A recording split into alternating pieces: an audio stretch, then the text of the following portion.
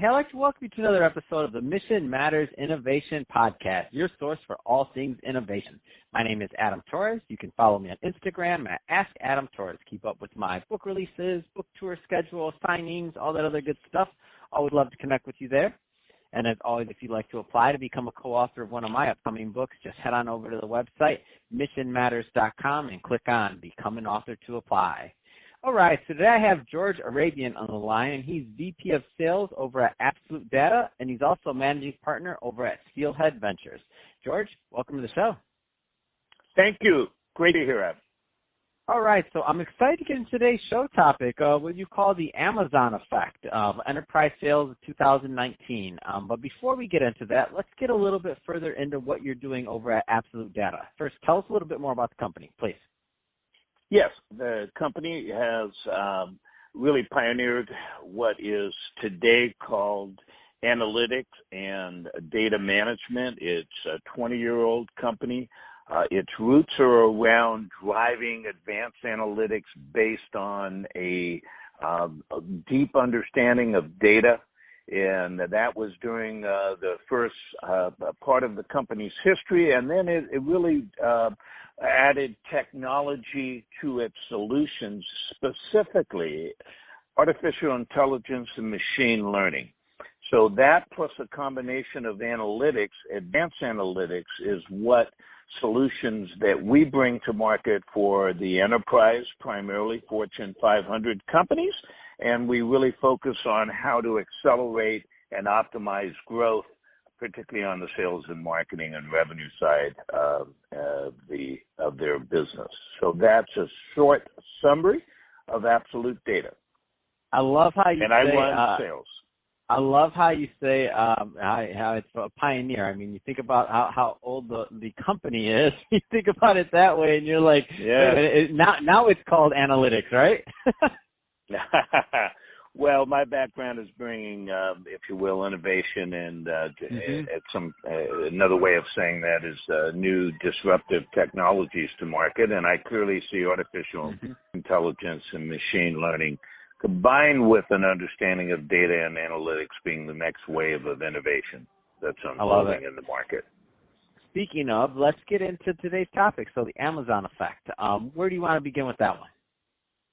Well, I want to share my lens as a sales leader, which has really focused on Fortune 500 enterprise market and delivering what we just talked about, some advanced analytics and the technology solutions around artificial intelligence. I also happen to have the unique responsibility of having Amazon also and getting visibility from Amazon as a client. Nothing will be disclosed proprietary, but I do get a sense of the culture and if you will, the models that have been well published around how Amazon is innovating on multiple levels. Now, what I'm really going to talk about today is my core principles or observations, which again have been well documented, is what is the effect on Amazon, particularly in Fortune 500, if you will, sectors, and how is this impacted in a favorable way sales executives, enterprise level executives, both in the field and from a management sales leadership perspective. So I'm going to share some of my observations, particularly over the last 3 years, of how Amazon has actually allowed an opening in many ways at the Fortune 500 executive levels to be open to new conversations and new innovations that might not have been the case if Amazon wasn't putting the pressure on many sectors in terms of inroads that they're making. We'll talk specifically about that today. Man, that's awesome. I love it. So, I mean, Amazon effect, I mean, huge in the marketplace. When we think about e-commerce, I mean, they own it. So what can businesses learn from that? Let's just dive right in. So this is really what I think needs to be understood, too, in terms of of Amazon and the approach that they take to the market. They, and again, have well documented, they are mining massive amounts of data, applying algorithms to that, and mining that data to really provide insights around a broad range of initiatives, but primarily around growth, consumer market insights. What are those new business opportunities? And this, again, has been a amazing evolution in how the company leverages data in ways that allow it to impact and grow its businesses. Most people think of Amazon as a e-commerce platform, but it's more than that. There's 13 business units, including the cloud-based services, health services. There's a whole range of businesses that they have brought to market. And what the primary goal of Amazon is also the speed of how they conduct business experiments relative to the market, particularly corporate America. Their pace of new business experimentations is at a unprecedented level.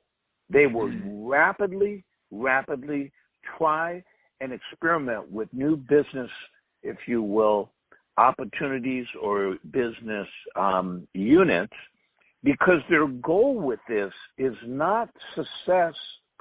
That's the ultimate goal. But what they are able to do, and again, leveraging the way they launched these businesses, which is primarily around data and data collection, is to rapidly fail, which yields rapid learnings. And from those learnings, they're able to adjust rapidly the business models and the learnings from the market to evolve those businesses that will ultimately be successful. Now, I wanted to stop there, Adam, because that's a core principle. They are actually encouraging failure, not for failure's sake, but for learning's sake, where the conservative nature of an enterprise is not to encourage failure, but to launch assured success from a culture. Now, that's a very generalized statement, but there is a fundamental difference, and there's a great deal of variance there, but that is a fundamental difference with the approach I've observed at Amazon. No, 100%. So the whole idea, and when we think about small businesses, the idea, and maybe startup and or some of the software spaces to fail rapidly, right? And we're obviously working with smaller subsets of data, but I can see how these business practices and lenses kind of spill over. Yes, and if you look around, what they've done now is expanded to retail, to banking, healthcare, life sciences, logistics, robotics, agriculture, and more, not to mention the media business. So because of their approach and their ability to rapidly expand and launch businesses and rapidly learn, they've expanded across sector. Now, this has been creating, if you will, a set of what I would call external pressures, whether you're a logistic company or a brand in the enterprise, because Amazon is making inroads. And those are, without a question, being felt at an enterprise level with the established companies that are in the sectors, whether that's by category sectors, such as brands selling products, or the retail sector, as an example. Now, I think what we're seeing is that enterprises are changing. So it's not as though they're changing. The question is, at what rate can they change?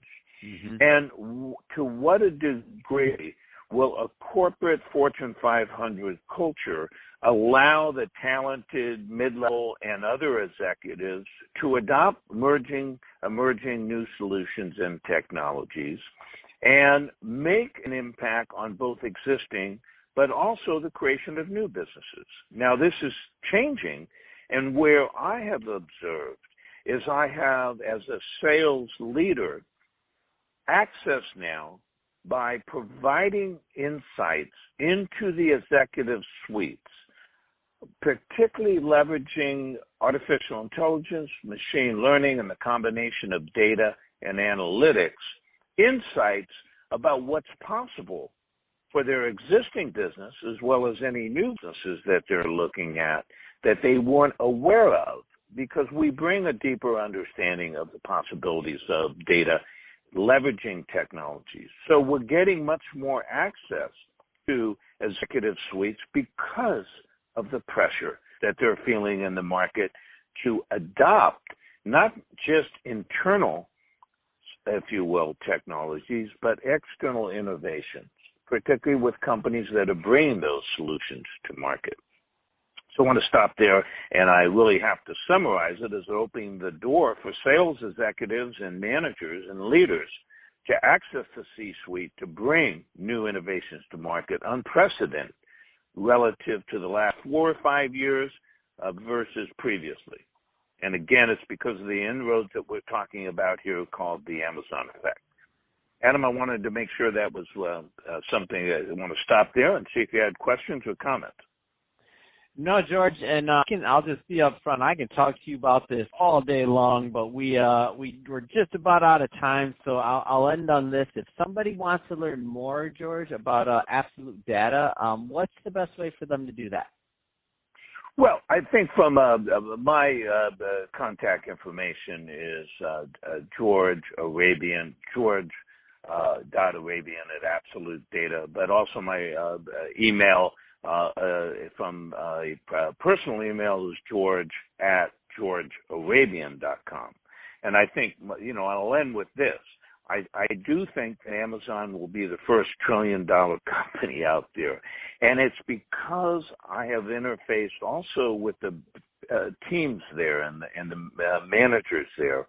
And the attitude of its people from the management down is extraordinary in terms of the passion and excitement they bring and the ability to execute and try new things in an unprecedented way. It creates an energy that I've never seen. And I've seen other companies from Facebook to Google, et cetera, and I'm not trying to say one's better or one's worse. I'm just saying it's extraordinary, the people and the culture that they've created there. And I think that's why the people it'll continue to attract is why I think it'll be the first trillion-dollar company. Man, that's exciting. I love it. It's all great stuff, George. So, hey, I just want to thank you again for coming on the show and sharing more about your expertise and your insight into the Amazon effect and what businesses can learn from it. And to the audience, as always, thank you for tuning in. Hope you got a lot of value out of this. If you did, don't forget, subscribe to the podcast, leave me a review on the Apple iTunes Store. If you're watching this on our YouTube channel, Mission Matters Innovation, then definitely give us a subscribe there and leave us some comments in the video section. Love to hear what your thoughts were and some of the things you're working on. So let's continue the conversation in the YouTube community. And George, thanks again for coming on the show.